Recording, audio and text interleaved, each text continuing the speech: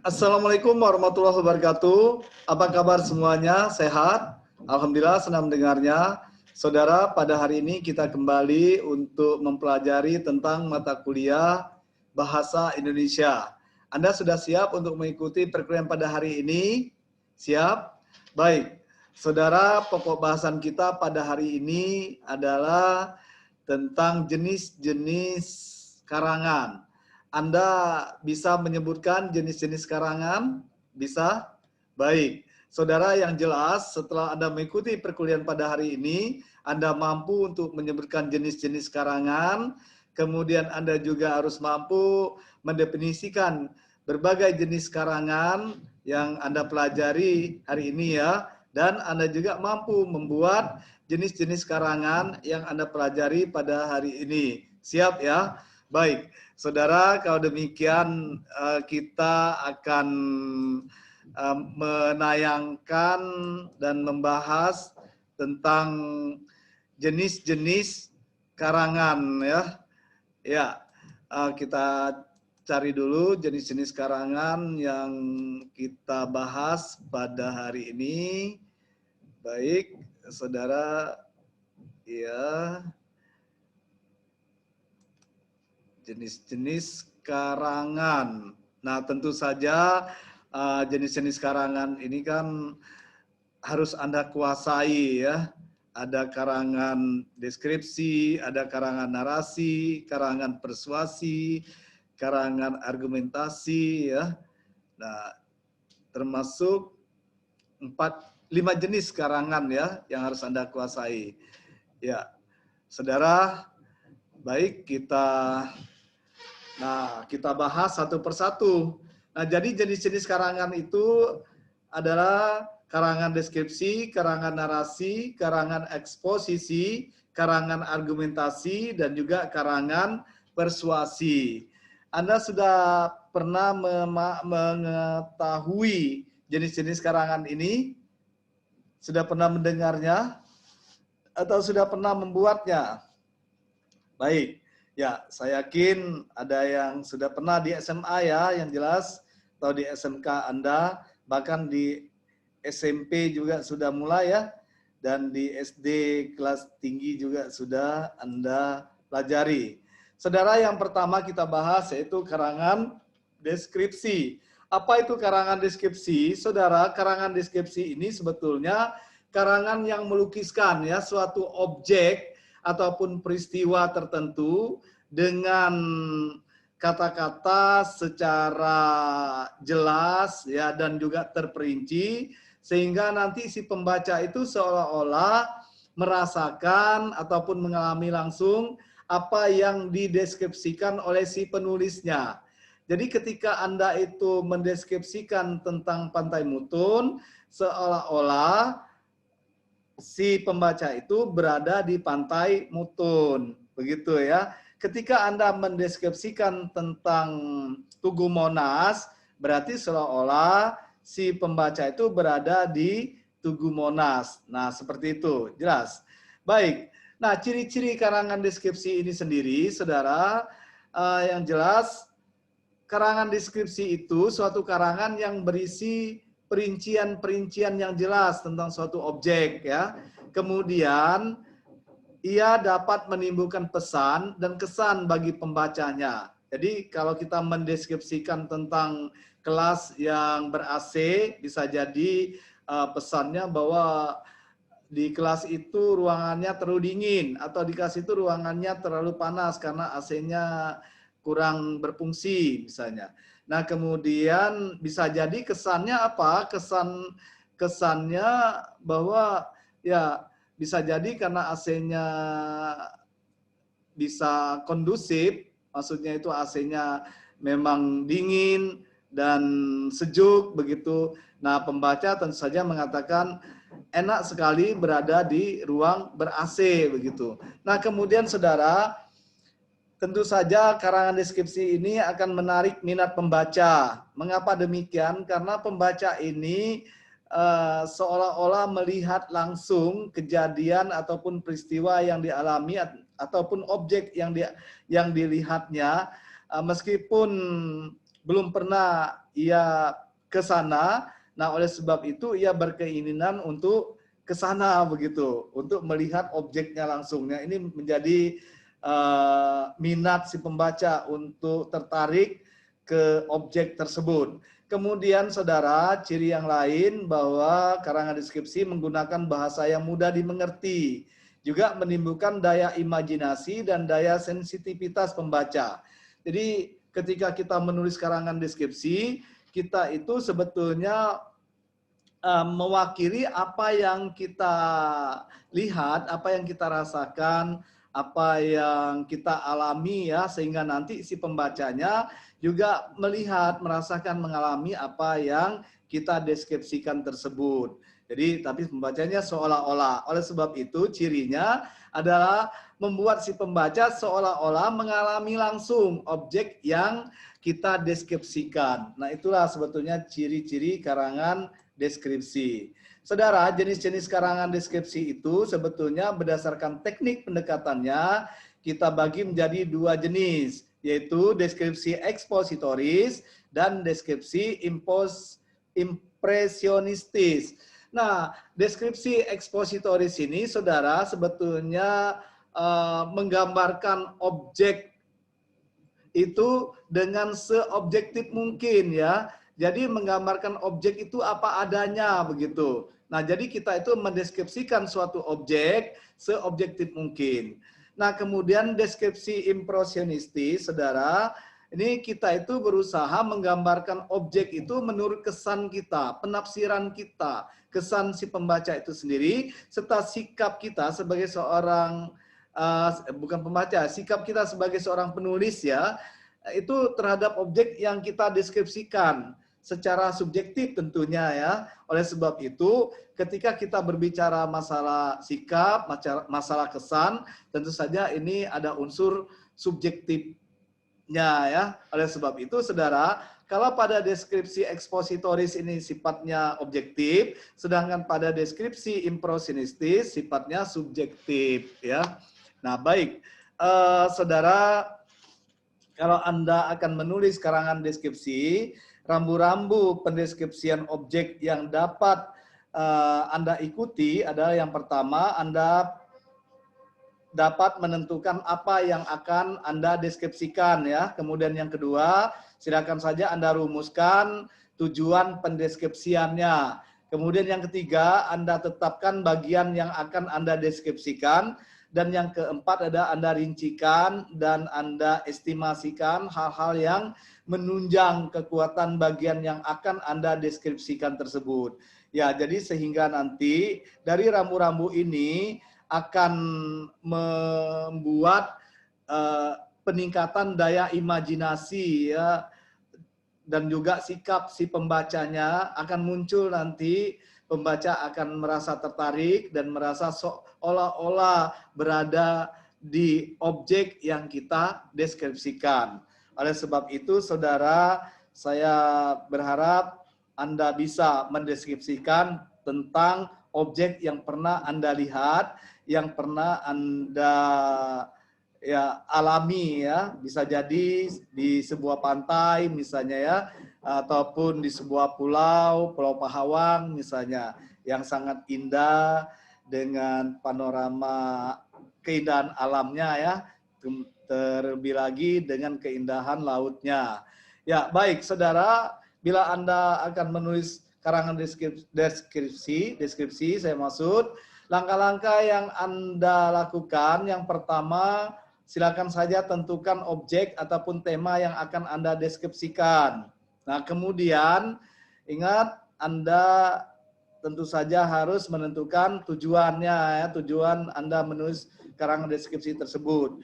Lalu Anda kumpulkan data dengan mengamati objek yang akan Anda deskripsikan itu. Kemudian baru Anda menyusun data tersebut ke dalam urutan yang baik, tentu saja harus sistematis, sehingga nanti ketika Anda selesai menulis karangan tersebut, orang membacanya pun akan mudah karena Anda tulis secara sistematis berurutan ya.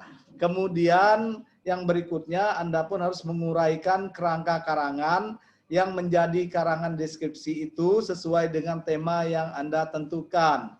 Nah, oleh sebab itu, sebetulnya saudara, Anda harus membuat kerangka karangan, sehingga dengan membuat kerangka karangan, Anda dapat mengembangkan karangan deskripsi itu dengan baik, secara sistematis tadi itu, dan akan menghasilkan karangan deskripsi yang baik, yang mampu untuk menggugah daya imajinasi si pembaca, sehingga pembaca itu seolah-olah betul-betul menikmati, merasakan, serta mengalami sendiri apa yang penulis deskripsikan. Seperti itu ya. Nah, kemudian ini contoh karangan deskripsi ya. Nah, ini contoh karangan deskripsi berisi fakta, saudara. Ya, jadi Anda juga bisa menulis karangan deskripsi tentang Pantai Ketapang, misalnya, atau Pantai Pahawang ya.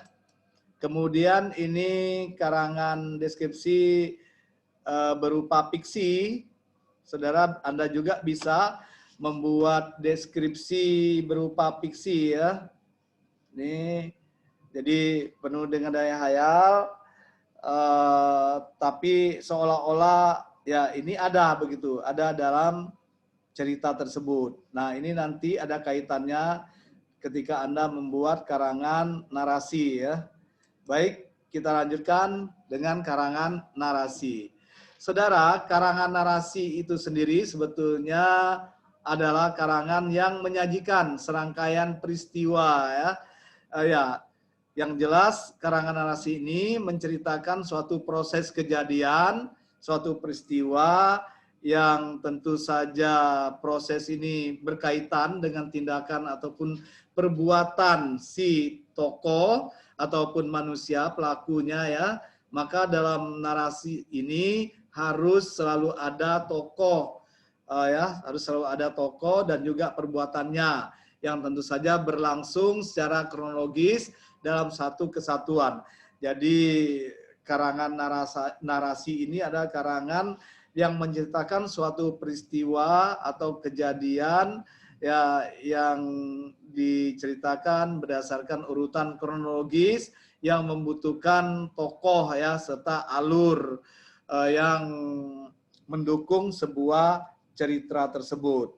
Baik, saudara, jenis karangan narasi ini ada narasi ekspositoris, ada narasi sugestif. Nah, bedanya narasi ekspositoris dengan narasi sugestif ini, kalau narasi ekspositoris itu adalah karangan narasi yang menceritakan suatu peristiwa atau kejadian si tokoh secara kronologis ya, berdasarkan fakta tentunya. Nah, tentu saja sifatnya objektif. Ya, contohnya biografi, autobiografi, cerita tentang kepahlawanan, dan lain-lain. Kemudian saudara, narasi sugestif ataupun narasi estetik itu adalah karangan yang menceritakan suatu peristiwa atau kejadian dari tokoh itu sendiri secara urutan kronologis ya, berdasarkan daya imajinasi si penulisnya. Oleh sebab itu sifatnya tentu saja subjektif. Contohnya novel, roman, cerpen, naskah drama, dan lain-lain. Nah, kemudian apa sebetulnya tujuan kita menulis narasi ini, saudara? Tujuan kita dalam menulis narasi secara fundamental sebetulnya ada dua tujuan. Yang pertama, hendak memberikan informasi atau memberikan wawasan dan juga memperluas pengetahuan pembaca. Dan yang kedua, hendak memberikan pengalaman estetis kepada pembaca ya. Nah, tujuan menghasilkan jenis narasi informasional ataupun narasi ekspositoris, dan tujuan kedua itu menghasilkan jenis narasi artistik ataupun narasi sugestif. Nah, jadi saudara, kita sebetulnya dalam menulis karangan narasi ini bisa saja berupa narasi yang sifatnya ya objektif, juga sifatnya ya subjektif. Nah, kalau narasi yang sifatnya objektif, tentu saja kita harus menggunakan narasi ekspositoris, sedangkan yang bersifat ya subjektif, kita harus menggunakan narasi sugestif atau narasi estetik ya. Nah, prinsip-prinsip dasar narasinya itu berupa alur ya, alur itu jalan cerita, plot, penokohan, tokoh-tokohnya ya, ada peran tokoh ini, ada protagonis, ada antagonis, ada tritagonis. Kemudian latarnya, latarnya itu bisa berupa tempatnya ya. Lalu titik pandang, ini titik pandang ini sudut pandang penceritaan. Lalu pemilihan detail peristiwanya ya. Nah ini sangat penting Anda kuasai apabila Anda membuat karangan narasi. Nah, adapun detail-detail dalam narasi ini sendiri, nah seperti ini. Jadi narasi itu sendiri pada dasarnya disusun dalam sekuan ruang dan waktu yang tentu saja menyarankan adanya bagian awal cerita, bagian tengah cerita, dan bagian akhir cerita ya di sana. Nah kemudian jika ceritanya menyangkut latar tempat, maka pengisahan dalam cerita itu harus mengalami pergantian ya dari suatu tempat ke tempat yang lainnya. Nah namun jika cerita itu menyangkut latar waktu ya, maka pengisahan mengalami pergantian dari waktu ke waktu lainnya.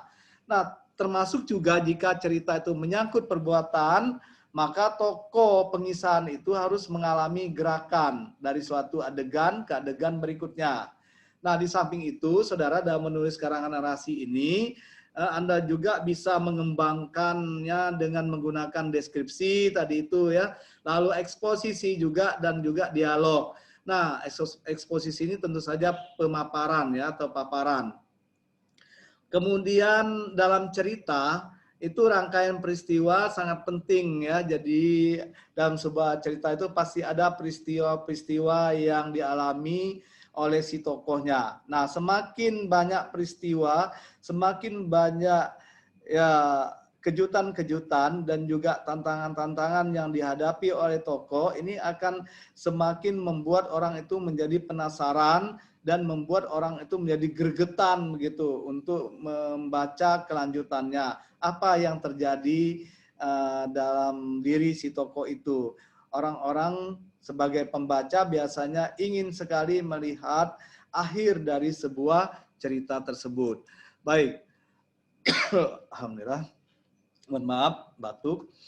Kemudian saudara, langkah-langkah pengembangan karangan narasi itu sebetulnya Anda bisa melihat hal-hal yang ada di tayangan berikut. Yang pertama itu Anda bisa menentukan tema ataupun amanat apa yang akan disampaikan. Lalu menetapkan sasaran pembaca ya. Kemudian merancangkan peristiwa utama yang akan ditampilkan dalam bentuk skema alur. Dan juga Anda bisa membagi peristiwa utama ke dalam bagian awal, kemudian bagian perkembangannya, bagian isi ini ya, dan bagian akhir cerita. Lalu Anda bisa juga merinci peristiwa-peristiwa utama ke dalam detail-detail peristiwa sebagai pendukung cerita. Lalu Anda susunlah tokoh dan perwatakan itu serta latar dan sudut pandangnya dengan baik, dengan menarik, sehingga orang senang membacanya atau si pembaca senang membacanya. Oleh sebab itu ciri-ciri karangan narasi ini saudara sebetulnya adanya rangkaian peristiwa, lalu adanya rangkaian waktu, adanya pengisahan ataupun penceritaan, adanya tokoh ataupun pelaku dalam cerita, dan juga adanya perbuatan yang berlangsung secara kronologis. Nah inilah sebetulnya yang harus Anda lakukan apabila Anda menulis karangan narasi. Semua ini usahakan ada di dalam karangan narasi Anda. Baik, jelas ya. Nah, kemudian bagaimana dengan struktur narasinya? Saudara, struktur narasi yang dapat Anda lakukan sebetulnya ini ya, yaitu Anda bisa membuat perbuatan, penokohan, latar, dan sudut pandang. Tetapi dapat juga Anda analisis berdasarkan alur narasi itu sendiri.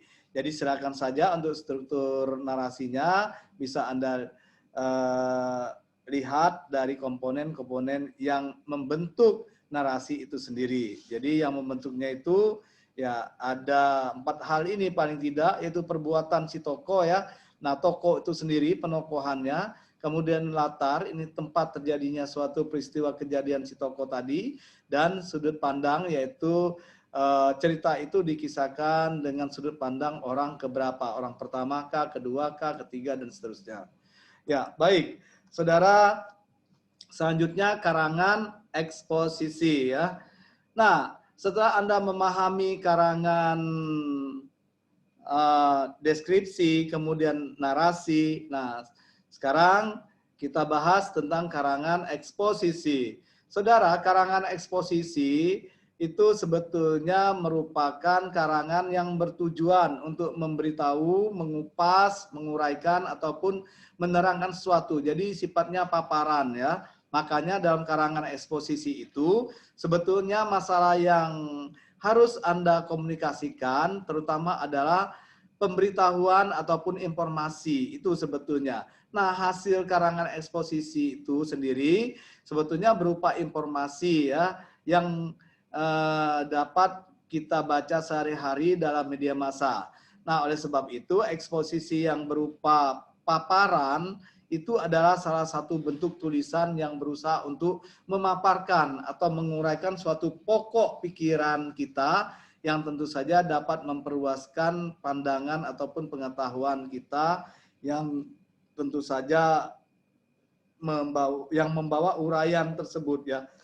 Jadi kita akan memaparkan pengetahuan pengalaman kita bisa jadi yang kita ambil dari hasil membaca kita, dari hasil menyimak kita, yang kita papar dalam bentuk karangan eksposisi ya. Nah, biasanya ini Anda membuat sebuah makalah misalnya, nah itu contoh karangan eksposisi.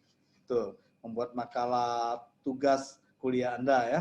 Nah, kemudian saudara, syarat menulis eksposisi itu sebetulnya yang pertama Anda sebagai seorang penulis harus mengetahui tentang subjek yang akan Anda paparkan dan Anda juga harus mampu menganalisis persoalan tersebut secara jelas dan konkret. Nah, yang kedua, ini agar pemaparan karangan eksposisi Anda itu dapat disampaikan secara sistematis, maka Anda harus menganalisis hal ataupun persoalan dari bagian per bagian karangan tersebut. Lalu bagian itu Anda uraikan tahap demi tahap ya, sehingga pada akhirnya pembaca nantinya dapat memiliki pengetahuan tentang proses yang Anda sampaikan dalam karangan deskripsi tersebut. Nah, kemudian saudara, tujuan menulis karangan eksposisi itu sendiri adalah karangan eksposisi sebetulnya merupakan wacana yang bertujuan ya untuk memberitahu, mengupas, dan menerangkan sesuatu sehingga dapat menambah pengetahuan si pembaca tadi itu. Namun karangan ini bukan untuk meyakinkan dan mempengaruhi si pembaca atas apa yang dipaparkan. Jadi sebetulnya tujuannya untuk memberitahu ya, mengupas dan menerangkan sesuatu sehingga dapat menambah pengetahuan si pembaca tadi itu. Nah, kemudian jenis karangan eksposisi itu bisa jadi karangan eksposisi narasi ekspositoris, itu ini karangan tentang kisah perjalanan atau biografi, kisah perampokan, peristiwa pembunuhan misalnya. Lalu karangan eksposisi berbentuk opini, bisa berupa karangan yang memaparkan pendapat-pendapat orang lain ataupun masyarakat pada suatu peristiwa yang sedang terjadi. Termasuk juga karangan eksposisi berupa tips ya, karangan sesuatu informasi di sini ataupun pemaparan tentang pengetahuan, misalnya tentang merawat ataupun menjaga suatu benda agar tetap baik dan terawat. Nah, bagaimana sebetulnya langkah-langkah yang kita tempuh dalam membuat eksposisi? Yang pertama, Anda hendaknya menentukan topik karangan. Ingat, antara topik dan tema itu berbeda ya. Kalau tema itu adalah hal yang mendasari karangan kita, sedangkan topik adalah hal yang akan kita bahas dalam karangan kita. Ya, jadi saudara, setelah Anda menentukan topik karangan, Anda tentukan tujuan penulisannya. Lalu baru Anda merencanakan paparan dengan membuat kerangka karangan yang lengkap dan tersusun baik. Sehingga Anda mampu nanti mengembangkan kerangka karangan itu sesuai dengan topik yang Anda tentukan. Begitu ya. Saudara, bisa jadi pengembangan karangan eksposisi ini sebetulnya sangat bergantung pada dua hal. Yang pertama sifat penjelasan ataupun keterangan yang akan kita berikan ya. Kemudian yang kedua, tujuan yang akan kita capai. Nah, oleh sebab itu, saudara, ada beberapa teknik pengembangan eksposisi yang dapat Anda gunakan. Tentu saja ini harus sesuai dengan topik dan tujuan pembahasannya ya. Yang pertama, teknik identifikasi. Yang kedua, teknik perbandingan. Ketiga, teknik ilustrasi. Keempat, teknik klarifikasi. Kelima, teknik definisi. Dan keenam, teknik analisis. Nah, kesemua teknik ini bisa Anda gunakan, baik secara bersamaan maupun tersendiri ya. Silakan saja. Nah, ini contohnya, saudara. Contoh karangan eksposisi. Nah, ini contoh karangan eksposisi seperti ini ya. Mudah kan kita membuatnya. Nah, kemudian kita masuk kepada karangan argumentasi. Anda sudah jelas tentang karangan eksposisi? Jelas ya, mudah ya. Nah, kemudian saudara, karangan argumentasi. Karangan argumentasi itu sebetulnya saudara, karangan yang bertujuan untuk meyakinkan pembaca agar pembaca itu menerima apa yang disampaikan oleh si penulisnya ya, dan melaksanakan apa yang disampaikan oleh si penulisnya itu dapat diyakini dan dapat dipertanggungjawabkan sebetulnya kebenarannya oleh si penulisnya ya, sehingga sebetulnya karangan argumentasi berupa karangan meyakinkan, berargumen. Nah, memberikan argumen. Argumentasi itu sendiri ada suatu karangan yang berupa pendapat ya, ataupun argumen seseorang yang tentu saja disertai dengan alasan-alasan ya, bukti-bukti yang dapat dipertanggungjawabkan secara umum dengan tujuan agar pembaca itu mempercayai pendapat yang kita ungkapkan. Nah, itu sebetulnya karangan argumentasi. Makanya tujuan karangan argumentasi yang utama adalah untuk meyakinkan pembaca ya, agar mereka itu menerima dan mengambil doktrin, sikap, dan tingkah laku tertentu. Nah, kemudian saudara, syarat utama menulis karangan argumentasi sebetulnya haruslah terampil dalam bernalar dan menyusun ide yang logis. Kemudian termasuk karangan argumentasi ini sebetulnya memiliki ciri-ciri seperti ini. Bisa mengemukakan alasan ataupun bantahan sedemikian rupa ya, dengan tujuan mempengaruhi keyakinan pembaca agar menyetujuinya. Juga mengusahakan pemecahan suatu masalah serta mendiskusikan suatu persoalan tanpa mencari suatu penyelesaian.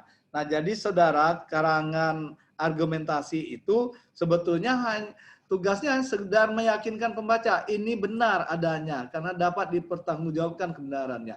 Inilah hasilnya, inilah buktinya. Nah, seperti itu. Itu contohnya pada skripsi Anda nantinya ya. Tuh. Nah, kemudian saudara, jika Anda membuat karangan argumentasi, langkah-langkah yang harus Anda susun, yang pertama itu persiapan ya. Nah, persiapan ini berarti Anda ini harus memberikan alasan yang kuat untuk meyakinkan pembaca bahwa gagasan, pendapat ataupun sikap Anda tersebut ini adalah benar adanya. Nah, sehingga ketika Anda membuat karangan argumentasi, topik dan lanjutannya itu harus jelas. Lalu penyusunannya. Nah, dalam argumentasi ada dua hal yang Anda perhatikan. Yang pertama itu argumentasi pendek dan argumentasi panjang, yang tentu saja terdiri dari dua kalimat ataupun beberapa kalimat untuk yang panjang ini ya. Nah, saudara, dasar sebuah tulisan yang bersifat argumentatif itu sebetulnya berpikir kritis ataupun logis seseorang. Untuk itu apabila kita ingin membuat karangan argumentasi, kita harus bertolak dari fakta-fakta ataupun evidensi-evidensi yang ada ya. Nah, seperti itu.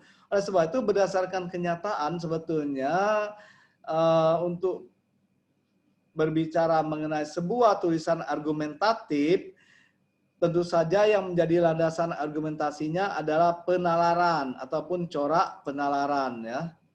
Nah, saudara, bahwa argumentasi itu sendiri sebetulnya memang sudah menyandang kebenaran untuk mengubah sikap dan juga keyakinan orang ya mengenai topik yang akan diargumentasikannya. Oleh sebab itu, pengarang di sini harus berusaha untuk menghindari setiap istilah yang dapat menimbulkan ya prasangka.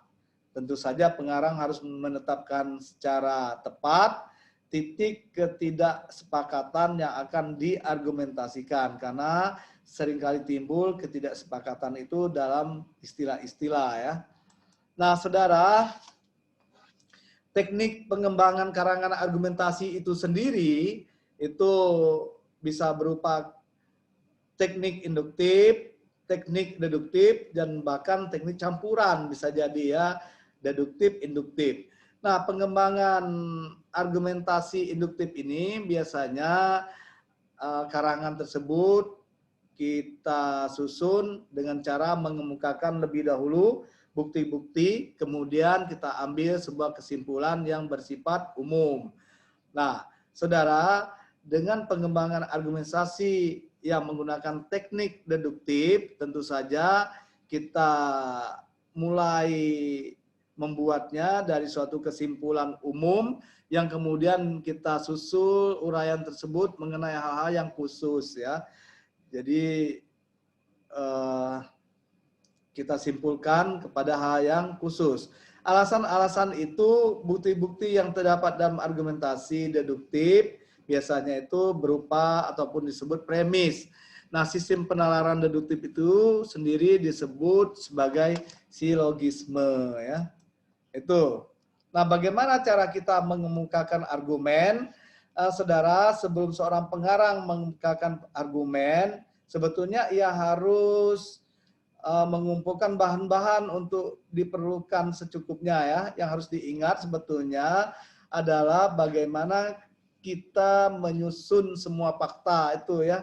Nah, karena kebenaran semua fakta yang ada itu harus secara kritis dan logis kita sampaikan. Jika penulis sudah mengumpulkan semua bahan-bahan, maka penulis juga harus siap dengan metode terbaiknya untuk menyajikan dalam suatu bentuk ataupun rangkaian yang logis dan juga meyakinkan. Nah, oleh sebab itu, sebetulnya argumentasi itu harus terdiri dari pendahuluan, ya, pembuktian, ini tubuh argumentasi, dan juga kesimpulan ataupun ringkasan. Nah, itu sebetulnya yang harus Anda pahami. Nah, saudara, yang terakhir jenis karangan ini adalah karangan persuasi. Apa itu karangan persuasi? Ada yang sudah paham? Atau maksud saya ada yang sudah jelas tentang karangan persuasi pada saat Anda diberikan materi persuasi di sekolah Anda? Ada? Baik, saudara, karangan persuasi itu sebetulnya salah satu seni verbal ya yang bertujuan meyakinkan seseorang agar melakukan sesuatu yang dikehendaki pembicara ataupun yang dikehendaki oleh si penulisnya ya pada waktu ini misalnya ataupun waktu yang akan datang, sehingga itu dapat mempengaruhi sikap si pembacanya. Tentu saja persuasi ini tidak mengambil bentuk paksaan ya ataupun kekerasan terhadap orang yang menerima persuasi tersebut. Makanya karangan persuasi ini bisa kita definisikan sebagai karangan yang berisi paparan berdaya bujuk ya, berdaya ajuk ataupun berdaya himbau. Tentu saja dapat membangkitkan ketergiuran pembaca nantinya untuk meyakini dan menuruti himbauan kita baik secara implisit maupun eksplisit yang tentu saja dilontarkan oleh si penulis ya. Nah, saudara, untuk dapat menyusun karangan persuasi yang efektif, tentu saja Anda harus membutuhkan kemampuan menciptakan persuasi itu sendiri, yaitu kemampuan memanfaatkan alat-alat persuasi, bisa berupa bahasa, alat persuasinya, nada, juga detail, pengaturan, ataupun organisasi ya, dan juga kewenangan. Nah, jadi semuanya ini harus Anda kuasai, karena ini merupakan kemampuan Anda sebagai seorang ya calon guru, nanti itu guru dalam hal ya menciptakan persuasi ini ya. Nah, kemudian saudara, bentuk-bentuk persuasinya, saudara, ini bisa berupa iklan-iklan pada surat kabar, berupa majalah ya, selebaran-selebaran, juga berupa kampanye lisan dan juga sebagainya. Kemudian semua bentuk persuasi tersebut sebetulnya biasanya menggunakan pendekatan emotif. Nah, oleh sebab itu, tujuan persuasi itu harus Anda kuasai juga. Persuasi itu bertujuan untuk mengubah pikiran orang lain dan berusaha agar orang lain itu dapat menerima dan melakukan sesuatu yang kita inginkan. Jadi pada dasarnya persuasi ini bertujuan, ya, karangan yang bertujuan untuk mempengaruhi si pembaca untuk mengikuti keinginannya, ya, keinginan si pembaca itu sendiri. Itu sebetulnya. Jadi nanti setelah kita misalnya membaca tentang mari menabung, kemudian ada action di sana ya, ada implementasinya bahwa kita akan menabung, begitu. Jadi pada karangan persuasi ini bisa jadi setelah orang itu membaca tulisan Anda, maka mereka akan melakukannya ya, melakukan seperti apa yang ada di tulisan Anda, karena ini Anda itu sebetulnya mempengaruhi keinginan Anda agar apa yang Anda inginkan dapat dilakukan dengan hal yang sama oleh si penulisnya.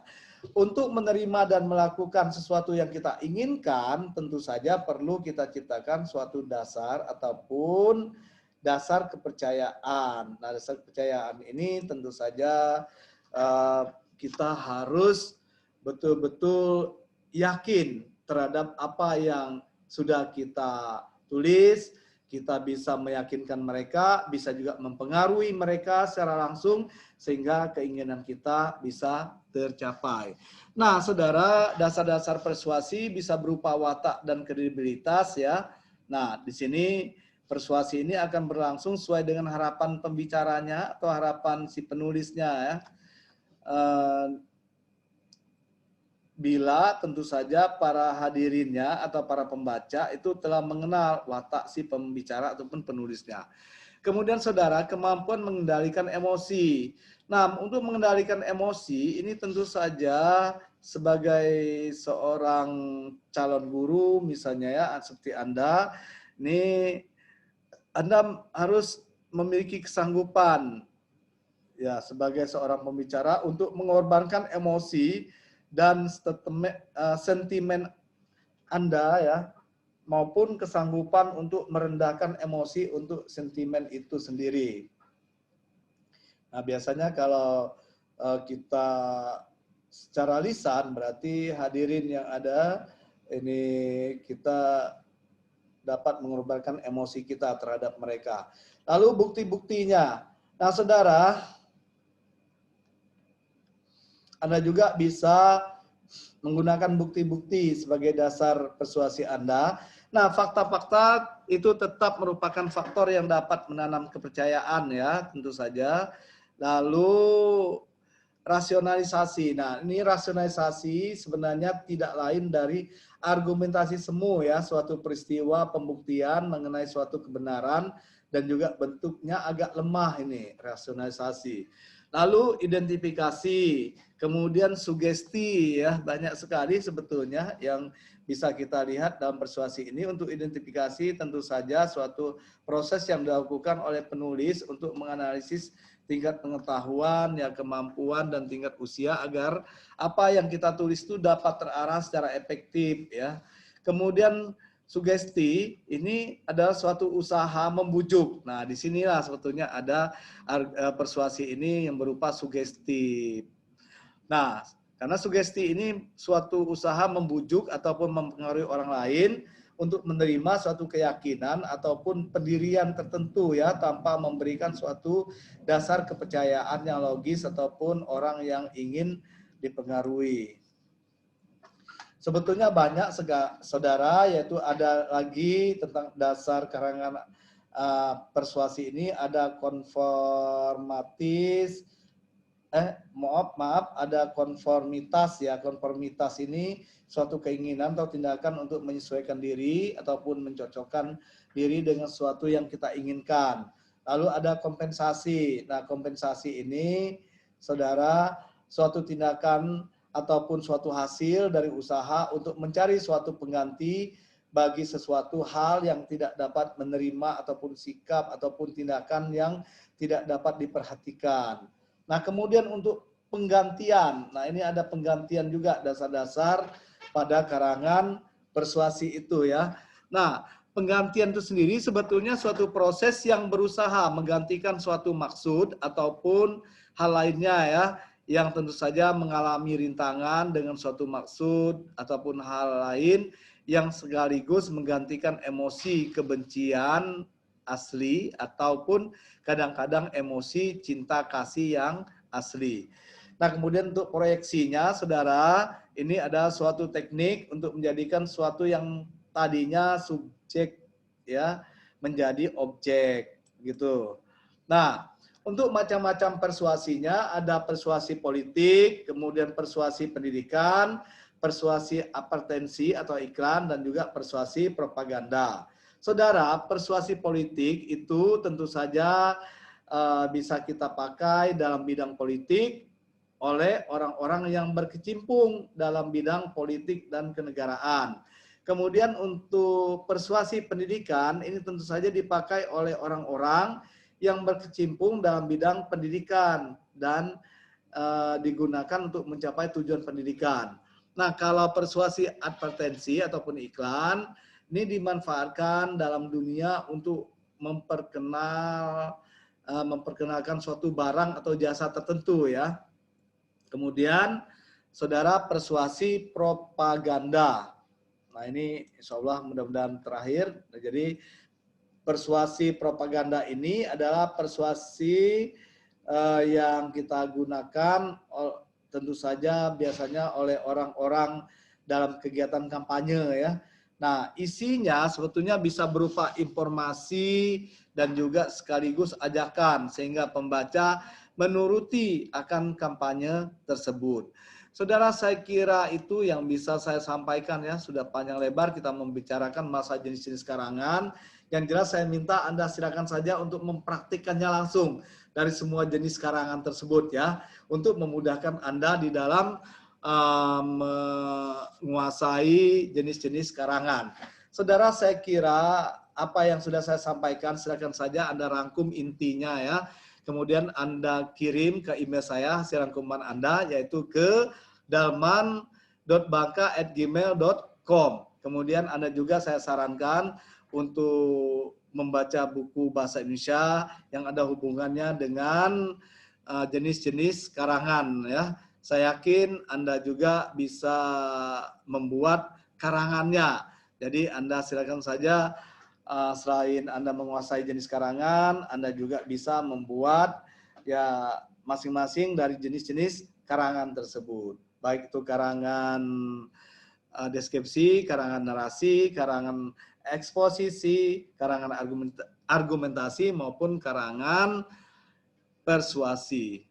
Saudara, Anda juga saya sarankan untuk membaca ya bahan ataupun materi ajar kita di internet ya. Silakan saja Anda buka sehingga nanti Anda akan lebih paham terhadap apa yang sudah kita bahas pada hari ini. Saya kira sekian. Terima kasih atas perhatian Anda. Selamat untuk mengerjakan tugas Anda. Saya yakin Anda pasti bisa. Sampai jumpa minggu depan. Terima kasih. Saya Iri. Wassalamualaikum warahmatullahi wabarakatuh.